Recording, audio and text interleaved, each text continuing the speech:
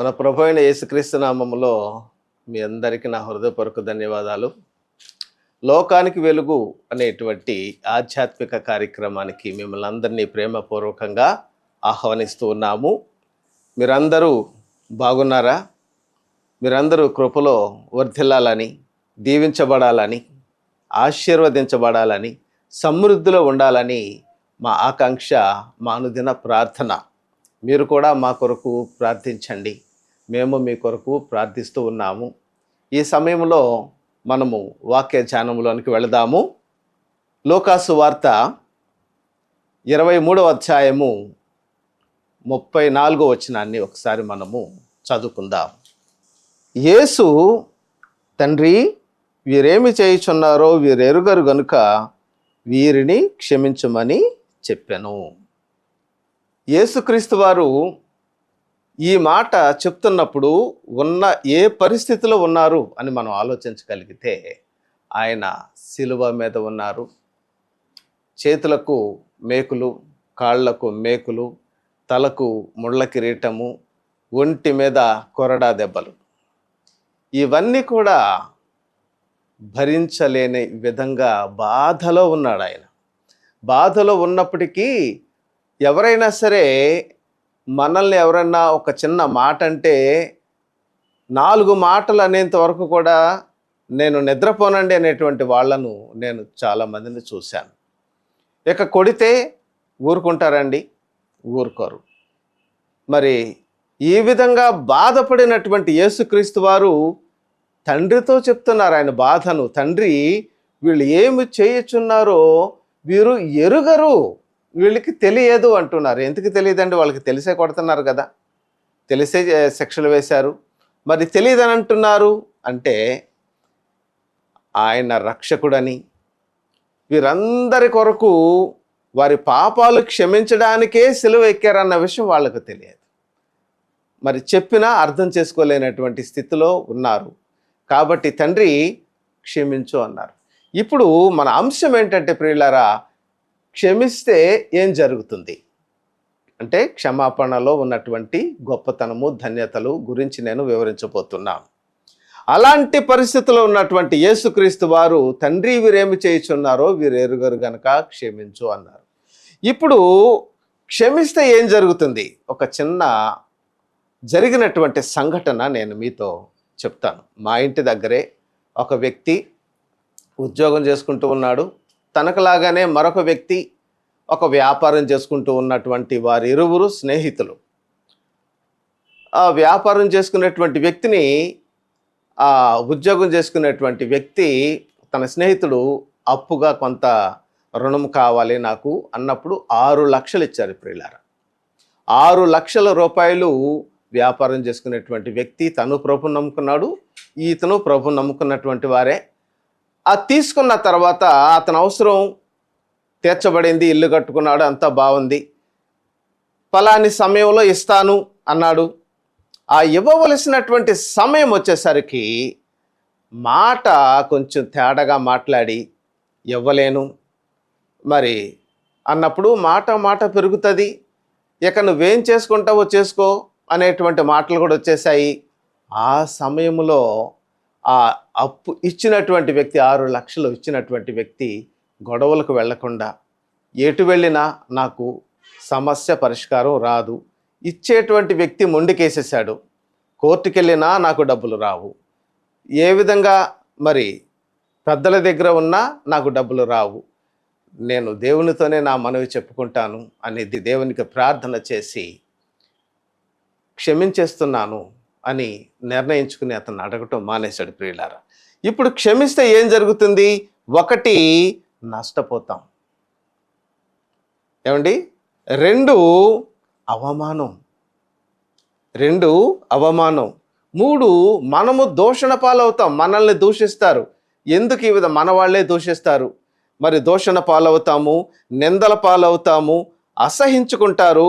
కొంతమంది మనల్ని విడిచిపెట్టేస్తారు, బాధను అనుభవిస్తాము, గాయాలు తగులుతాయి, ఎన్నో ఇబ్బందులు, నష్టాలు, కష్టాలు, ఎన్నో బాధలు ఉంటాయి. ప్రియులారా, మరి క్షమించటంలో ఏముంది అని చాలామంది అనుకుంటారు.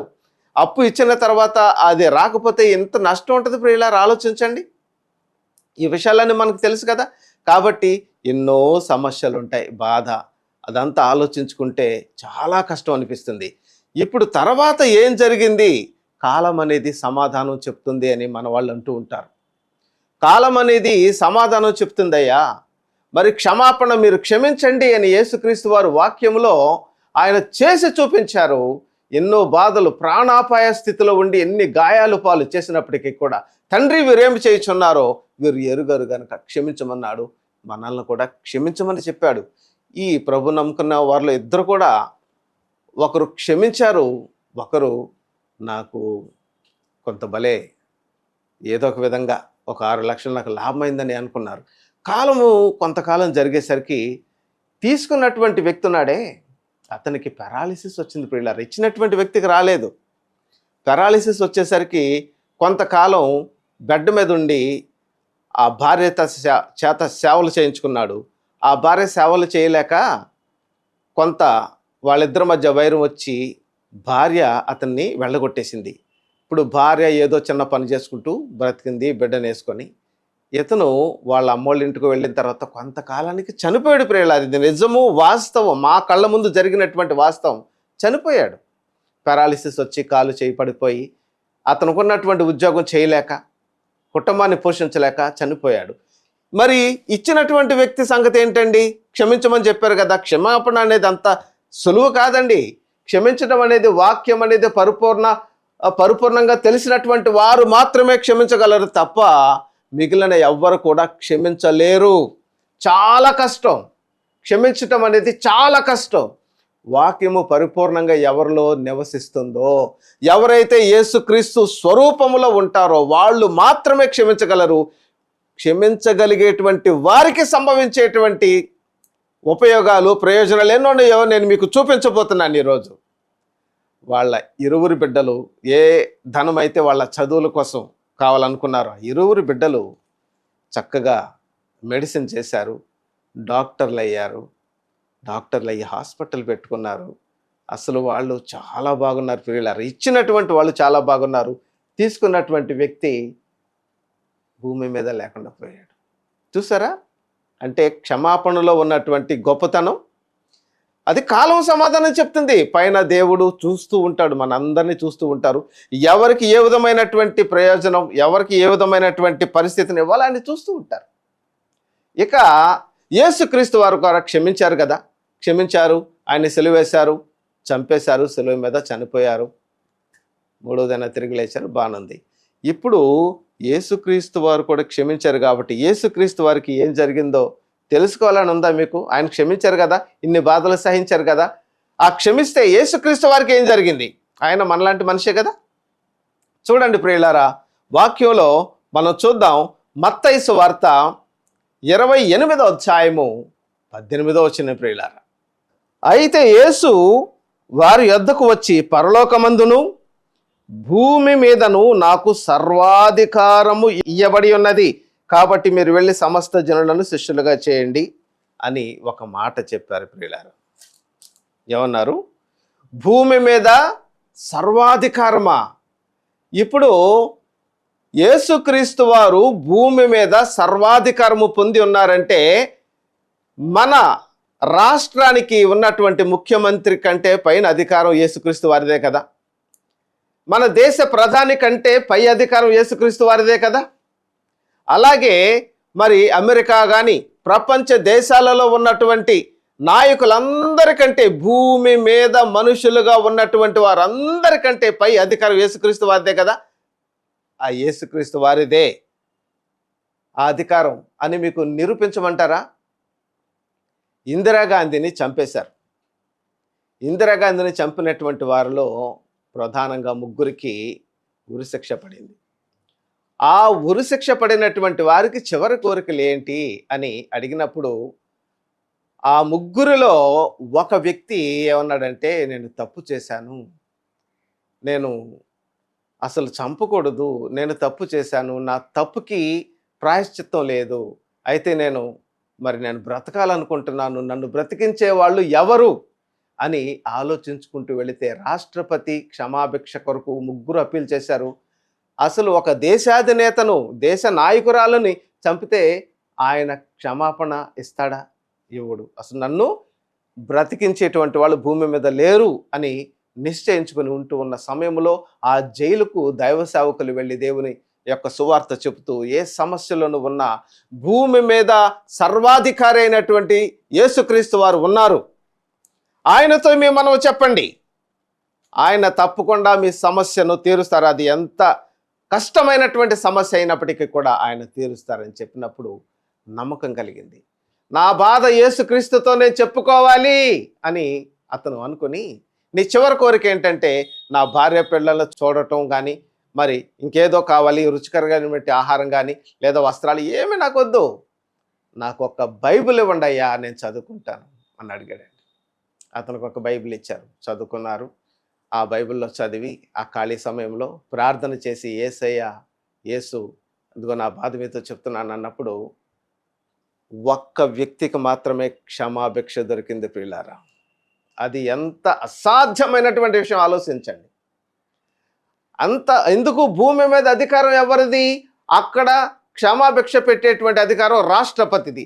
రాష్ట్రపతి అసలు ఇవ్వడానికి ఇష్టపడడు. అలాంటి వాళ్ళకి ఇస్తే అస్సలు మరి ప్రతిపక్షాలు కానీ ఉన్నటువంటి వాళ్ళు కానీ ఎందుకు ఇలా చేసామంటారు. కానీ మరి ఆ వ్యక్తికి క్షమాభిక్ష దొరికింది. కారణం, అతని కంటే పై అధికారం ఎవరిది? యేసుక్రీస్తు వారిది. కారణం, ఆయన క్షమించారు. అది మీరు కూడా క్షమించగలిగితే ఏం జరుగుతుందో తెలుసా? మీకు కూడా అధికారం వస్తుంది. నిరూపిస్తానండి, బైబిల్ గ్రంథంలో చూసి నిరూపిస్తాను. యేసుక్రీస్తు వారికి వచ్చిందండి, మాకెలా వస్తుందండి? ఇంకా యేసుక్రీస్తు వారికి ఏ విధమైనటువంటి అధికారం వచ్చిందో చూద్దామా? యోహాను సువార్త 5వ అధ్యాయము 27వ వచనం చూస్తే, తీర్పు తీర్చే అధికారం అనేది యేసుక్రీస్తు వారికి వచ్చింది. ఎవరికి తీర్పు?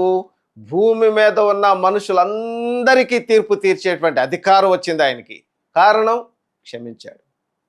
కొంతమంది పగబడతారు.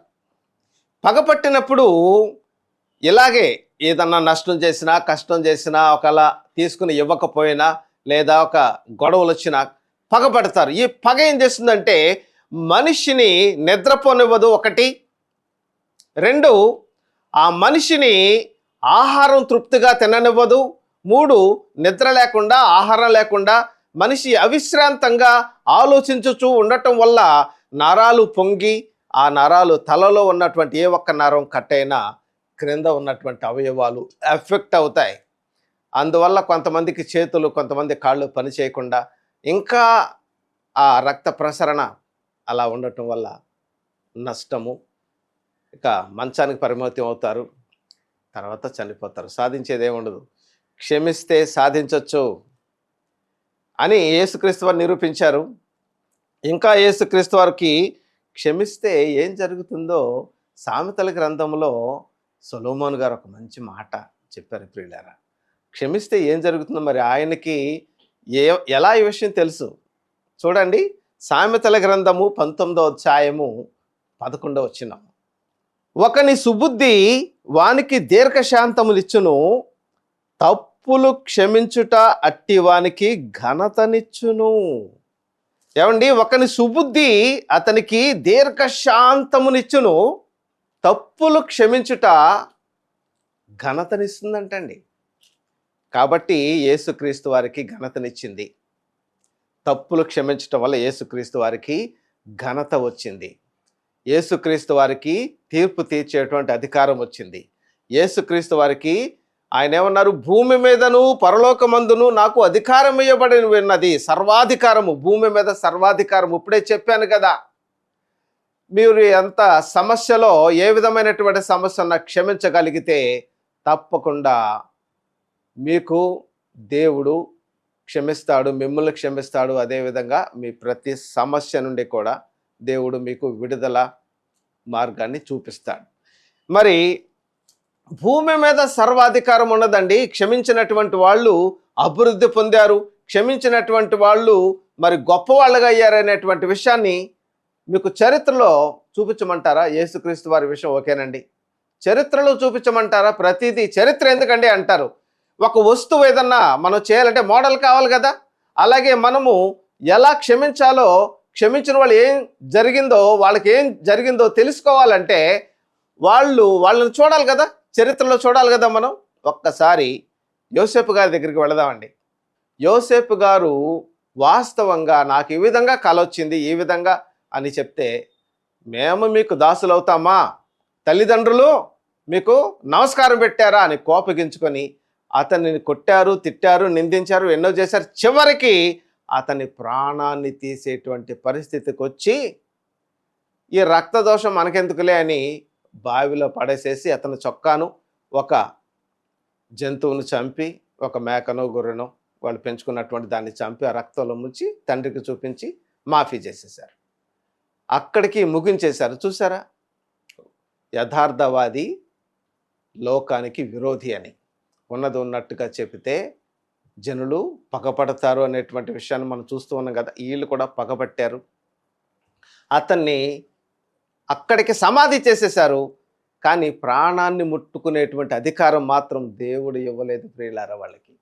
యోబు విషయంలో కూడా అపవాదికి అధికారాన్ని ఇచ్చి అతని సర్వస్వాన్ని నాశనం చేయి, అతనికి కలిగిందంతా నాశనం చేయి, కాకుండా చేయి, కానీ అతని ప్రాణాన్ని మాత్రం ముట్టుకోవద్దని అధికారం ఆయనకి, ఆ అపవాదికి చెప్పాడు. ఇదే విషయంలో, ఆ విషయంలోనే యోసేపు ప్రాణాన్ని ముట్టుకొనివ్వలేదు. వీళ్ళు చేయాలనుకున్నది అక్కడ వరకు చేసి ముగింపు వీళ్ళు పలికితే, అక్కడ నుంచి దేవుడు ఆరంభం పలికాడు ప్రియులారా. అక్కడ నుంచి ఆరంభం పలికారు. మనిషి జ్ఞానం ఎలా ఉంటుందో తెలుసా? ఎండలు కాసేది ఎందుకురా, మబ్బులు పట్టేది ఎందుకురా, మబ్బులు పట్టేది ఎందుకురా, వానలు కురిసేది ఎందుకురా, వానలు కురిసేది ఎందుకురా, చెరువులు నిండేది ఎందుకురా, చెరువులు నిండేది ఎందుకురా, పంటలు పండేది ఎందుకురా, పంటలు పండేది ఎందుకురా, కడుపులు నిండేది ఎందుకురా, కడుపులు నిండేది ఎందుకురా, మనుషులు బ్రతికేటి ఎందుకురా అని ఆపేశారండి. మనుషులు బ్రతికేది ఎందుకురా, మాకు తెలియదురా అన్నారండి. ఎవరు? మనిషి జ్ఞానం అక్కడ ఆగిపోయింది. మనుషులు ఎందుకు బ్రతకాలో అక్కడ నుంచి స్టార్ట్ అవుతుందండి దేవుని జ్ఞానం, దేవుని ప్రియులారా. కాబట్టి ఈ యోసేపు గారిని ఏం చేశారు? అక్కడ సమాధి చేస్తే అక్కడ నుంచి ప్రారంభమైంది.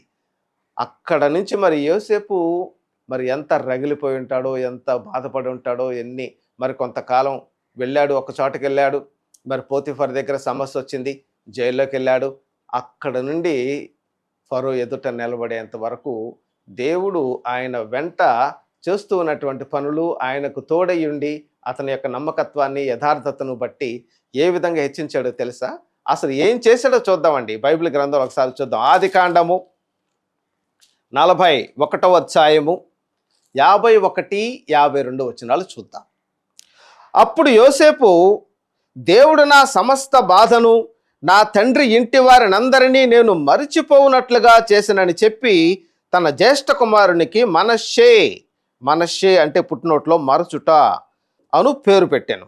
తరువాత అతడు, నాకు బాధ కలిగిన దేశమందు దేవుడు నన్ను అభివృద్ధి పొందించనని చెప్పి రెండవ వానికి ఎఫ్రాయిము అని పేరు పెట్టాను.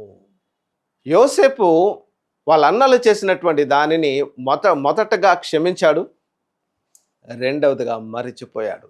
కొంతమంది క్షమిస్తారు కానీ మర్చిపోరు, కొంతమంది మరిచిపోతారు కానీ క్షమించరు. చూసారా, ఈ రెండు ఉన్నాయి. క్షమించాలి, మరిచిపోవాలి. కాబట్టి ఈ రెండు చేస్తే ఏం జరుగుతుందండి? క్రింద చూడండి. యోసేపు ఐగుప్తు పౌరసత్వము లేనటువంటి వ్యక్తి.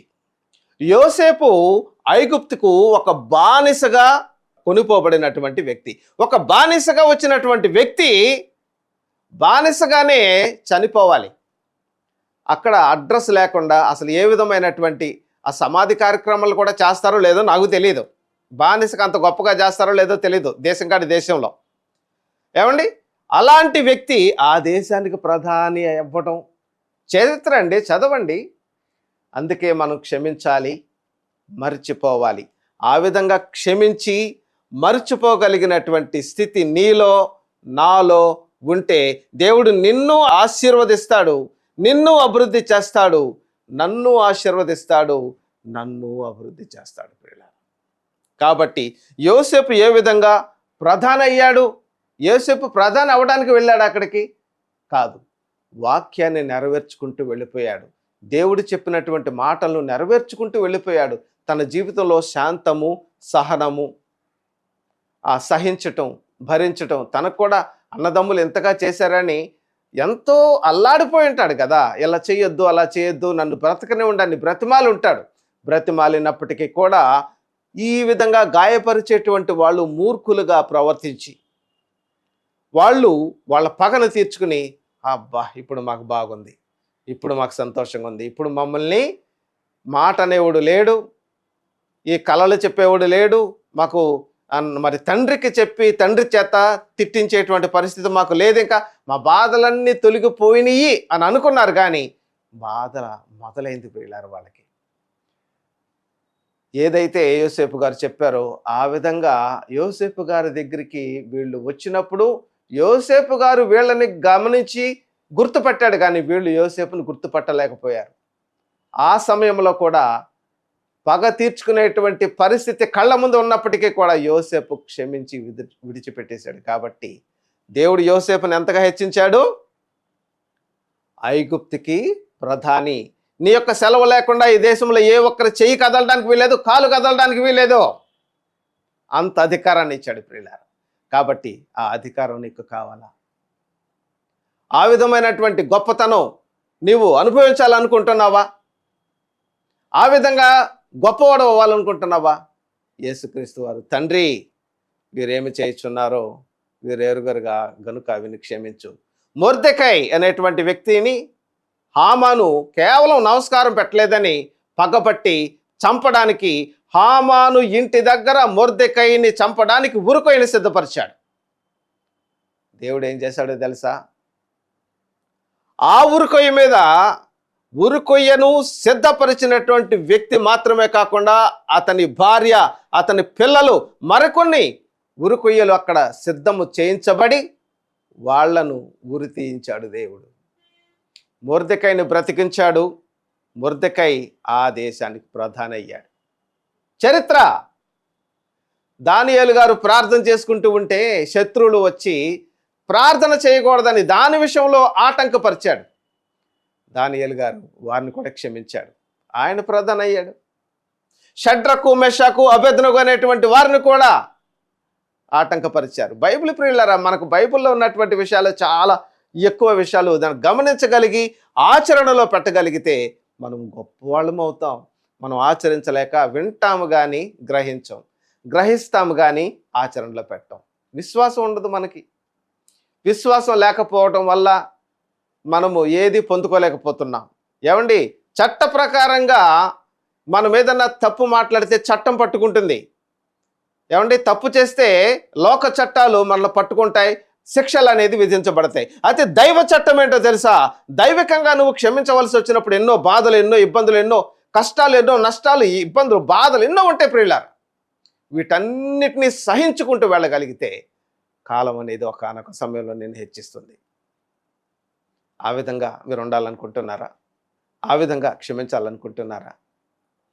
యేసుక్రీస్తు వలె క్షమించి, యోసేపు వలె క్షమించి, మొర్దెకై వలె క్షమించి, దానియేలు, షడ్రకు, మెషకు, అబేద్నెగో, ఇలా మరి స్టెఫెను కూడా, తండ్రి వీరు ఏమి చేయుచున్నారో వీరు ఎరుగరు. కాబట్టి వాళ్ళ వలె మనకెవరో ఇంకా బయట భక్తులు, బయట ఉన్నటువంటి ఆ బుక్స్లో ఉన్నటువంటి మరి గొప్ప గొప్ప భక్తులు ఉన్నారు. అవి కూడా చూద్దాం తర్వాత. అవి కూడా కొంతమంది భక్తుల జీవితాల్లో ఏం జరిగింది ఆ చరిత్రలో కూడా చూద్దాం. ముందు బైబిల్ గ్రంథం మనకు బాగా అవ్వగలిగితే మనం గొప్పవాళ్ళు అవుతాం. మీరు ఆ విధంగా ఉండాలి అని అనుకుంటూ ఉన్నట్లయితే, మీరు మనసులో నిశ్చయించుకున్నట్లయితే అక్కడే ఒక తీర్మానం తీసుకోండి. నా జీవితంలో నేను గొప్పవాడిని అవ్వాలనుకుంటున్నాను, నా జీవితంలో నేను గొప్పగా ఎదగాలనుకుంటున్నాను, నేను క్షమించేటువంటి వాడిగా ఉండాలనుకుంటున్నాను అని మీరు అనుకుంటే మీ కొరకు నేను ప్రార్థన చేస్తాను. తప్పకుండా దేవుడు మిమ్మల్ని గొప్పగా చేస్తాడు. యేసుక్రీస్తుకి సర్వాధికారం ఇచ్చింది దేవుడు. ఎందుకంటే సర్వాధికారి ఎవరు? దేవుడు. యేసుక్రీస్తు వారికి ఇచ్చారు, యోసేపుకి ఇచ్చారు, దానియేలుకి ఇచ్చారు అధికారం, షడ్రకు, మెషకు, అబేద్నెగోకి ఇచ్చారు అధికారం. కాబట్టి నీకు నాకు ఇవ్వడనుకుంటున్నారా మీరు? ఖచ్చితంగా ఇస్తాడు ప్రియులారా. ప్రార్థన చేద్దామా? ఆ విధంగా నేను దీవించబడాలి, అభివృద్ధి చెందాలి, మాకు యోసేపు వలె దీవించబడాలి, యేసుక్రీస్తు వలె దీవించబడాలి. దానియేలు, షడ్రకు, మెషకు ఇలా మనలాంటి వాళ్ళే, బానిసలండి వాళ్ళు. బానిసగా తీసుకురాబడినటువంటి వాళ్ళ ఆ దేశానికి ముఖ్యులుగా ఉండటం ఏంటండి? బానిసగా వచ్చినటువంటి యోసేపు ప్రధాని అవడం ఏంటండి? అంత యోసేపును ప్రధానిగా చేసిన దేవుడు నువ్వు యథార్థంగా ఉంటే, నువ్వు క్షమిస్తే నిన్ను చేయడా? ఖచ్చితంగా చేస్తాడు. ప్రార్థిద్దాం. ఈ సమయంలో ఎన్నో రకాల సమస్యలు ఉన్నటువంటి వాళ్ళు ఉన్నారు. ఎన్నో రకాల ఇబ్బందుల్లో ఉన్నటువంటి వాళ్ళు ఉన్నారు. భార్యాభర్తల మధ్య గొడవలు ఉన్నటువంటి వాళ్ళు, మరి మంచానికి పరిమితమైనటువంటి వాళ్ళు, చదువుకుని ఉద్యోగం లేనటువంటి వాళ్ళు, వాళ్ళందరి గురించి మనం ప్రార్థన చేద్దాం. ప్రియులారా, కళ్ళు మూసుకోండి, ప్రార్థనలో ఏకీపించండి. పరిశుద్ధ రాజ్యం కలిగిన మా దేవా, మీకు వందనాలు స్తోత్రాలు చెల్లిస్తూ ఉన్నాం. ప్రభువా, ఈ సమయంలో వ్యాధిగ్రస్తులు ఎంతమంది అయితే ఉన్నారో ప్రభు, వాళ్ళందరి గురించి మీ సన్నిధిలో మేము ప్రార్థన చేస్తూ ఉన్నాము. అదేవిధంగా నాయన అప్పుల బాధలో ఉన్నటువంటి వాళ్ళు ఎంతోమంది ప్రభు, ఆ అప్పులు తీర్చలేక వాళ్ళ సమస్యల్లో నాయన ఎంతో ఇబ్బంది పడుతూ ఉన్నటువంటి వాళ్ళు ఉన్నారు నాయన. వారి గురించి మీ సన్నిధిలో ప్రార్థన చేస్తూ ఉన్నాం నాయన. చదువుకుని ఉద్యోగం రానటువంటి వాళ్ళు ఎంతోమంది ఉన్నారు ప్రభు, వారందరూ నాయన ఉపాధి దొరకాలి, వారికి వివాహాలు జరగాలి నాయన.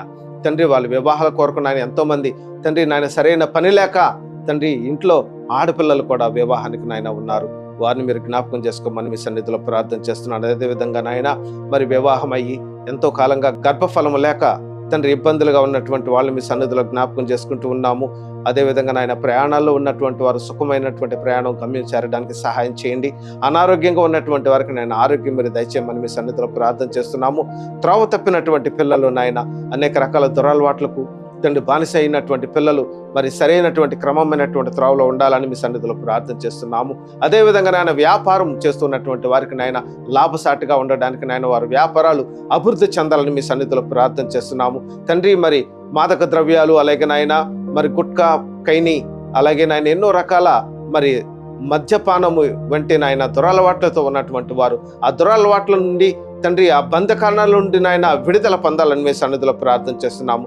సహాయం చేయండి నాయన. అదేవిధంగా నాయన భార్యాభర్తల మధ్య ఉన్నటువంటి సమస్యలు, ఇంకా కుటుంబ సమస్యలు, తను ఎన్నో రకాల నాయన బంధువుల వల్ల, సమాజం వల్ల, మరి కోర్టు సమస్యలు, పోలీస్ స్టేషన్లో ఎన్నో రకాల సమస్యల్లో నాయన ఉన్నటువంటి ప్రతి ఒక్కరు నాయన తండ్రి వారిని మీరు కాపాడండి. వారి ప్రతి అవసరత తీర్చండి. అనేకులకి యొక్క కార్యక్రమాలు ఆదరణకరంగా ఉండాలి తండ్రి. వారి జీవితాలు నాయన మేలు పొందుకోవాలి. సహాయం చేయండి. వారి ప్రతి అవసరత తీర్చండి. మేలు చేయండి నాయన. తండ్రి, బ్రతిమాలి మీ సన్నిధిలో నాయన గోజాడు అడుగుచున్నాం. వారికి సహాయం చేయండి నాయన. మా ప్రతి అవసరత తీర్చండి తండ్రి. ప్రతి ఒక్కరు క్షమించగలిగి క్షమాపణలో ఉన్నటువంటి గొప్పను పొందుకోవడానికి సహాయం చేయండి. యేసునామములో మనవులు అడిగిపెట్టుకుంటున్నాం తండ్రి, ఆమేన్. ఆశీర్వాదము మన పరమ తండ్రి అనే దేవుని ప్రేమ, కుమారుడైన యేసుక్రీస్తు కృప, పరిశుద్ధాత్మ కన్యన సహవాసము ఈ వాక్యం విన్న ప్రతి పరిశుద్ధులందరికీ సదాకాలం తోడేంటును కాక. ఆమేన్. అందరికీ వందనాలు. God bless you. ఈ కార్యక్రమాన్ని తప్పకుండా ఇదే సమయానికి చూసి అనేకులకు చూపించి మేలు పొందండి. దేవుడు మిమ్మల్ని దీవించును గాక.